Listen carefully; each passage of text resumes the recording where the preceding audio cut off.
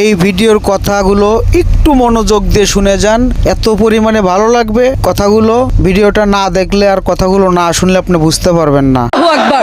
আপনি কি কল্পনা করতে পারেন 40 বছরের পাহাড় সমান গুনাহ আল্লাহ মাফ করে দিলেন মাত্র 10 সেকেন্ডের একটি তওবায়? হ্যাঁ, ঠিকই শুনছেন। কিন্তু এটা কিভাবে সম্ভব হলো শুনেন।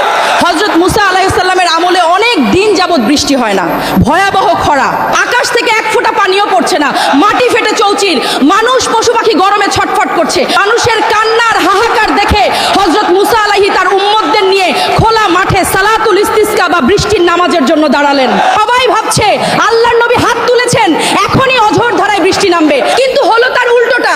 বৃষ্টি তো হলোই না, বরং রোদের তাপ যেন আরো বেড়ে গেল, আগুনের মতো গরম বাতাস বইতে শুরু করলো। নবী মুসা অবাক হয়ে আল্লাহকে জিজ্ঞেস করলেন, হে আল্লাহ, আমরা তোমার কাছে বৃষ্টি চাইলাম আর তুমি তাপ বাড়িয়ে দিলে, কারণটা কি? আল্লাহর পক্ষ থেকে জবাব এলো, মুসা, এই ভিড়ের মধ্যে এমন একজন পাপিষ্ঠ ব্যক্তি আছে যে গত 40 বছর ধরে টানা আমার নাফরমানি করছে। তার একটা গুনাহের কারণে আমি আজ সবাইকে বৃষ্টি দেওয়া বন্ধ রেখেছি। তুমি ঘোষণা দাও সে যেন এই মাহফিল থেকে বেরিয়ে যায়, সে বের হলেই আমি বৃষ্টি দেব। নবী মুসা যখন ঘোষণাটি দিলেন তখন সেই পাপিষ্ঠ লোকটার কলিজা কেঁপে উঠলো। সে ভাবলো, আজ যদি আমি এখান থেকে উঠে যাই সবাই আমাকে চিনে ফেলবে, হাজার হাজার মানুষের সামনে আমি অপমানিত হব। আর যদি না যাই তাহলে আমার কারণে সবাই পিপাসায় মারা যাবে। তখন সে কাপড়ের আড়ালে মুখ লুকিয়ে মনে মনে আল্লাহর সাথে কথা বলা শুরু করলো। সে ফিসফিস করে বলল, হে আমার মাবুদ, 40 বছর আমি তোমার নাফরমানি করেছি, তবুও তুমি আমাকে মানুষের সামনে অপমান করনি, সব গোপন রেখেছো। আল্লাহ, আজ আমাকে সবার সামনে অপমান করো না, আমি কথা দিচ্ছি আমি আর পাপ করব না, তুমি আমাকে মাফ করে দাও প্রভু। তার চোখের পানি গাল বেয়ে পড়ার আগেই আকাশ কালো হয়ে মেঘ হয়ে গেল এবং অঝোর ধারায় বৃষ্টি শুরু হলো। এবার মুসা নবী অবাক হয়ে বলল, হে আল্লাহ, কেউ তো বের হলো না, তবুও তুমি বৃষ্টি দিলে?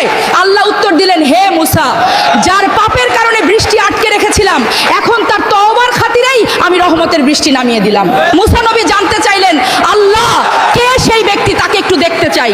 কিন্তু আল্লাহর উত্তরটা শুনলে আপনার চোখ দিয়ে পানি চলে আসবে।